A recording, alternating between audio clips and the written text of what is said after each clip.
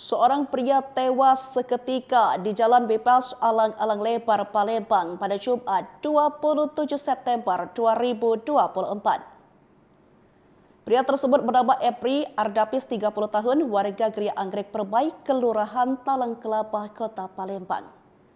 Diketahui korban merupakan seorang pegawai minimarket yang mengendarai sepeda motornya, yakni Sol BG 2303CF.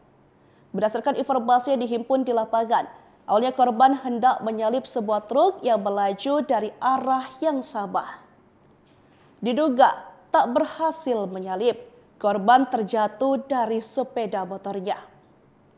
Naas, sebuah truk yang melintas dari arah yang sama melindas korban. Korban akhirnya tewas seketika di lokasi kejadian usai terlindas truk yang sedang bermuatan kosong. Kadit Gakum Satlantas Polrestabes Palembang yakni Ibtu Arhan Sikako membenarkan kejadian tersebut. Korban meninggal dunia di lokasi usai mengalami luka yang fatal di bagian kepala. Usai kejadian, jenazah korban langsung dibawa ke Rumah Sakit Muhammad Hussein Palembang. Sementara pihak keluarga sudah berdatangan di depan kamar jenazah.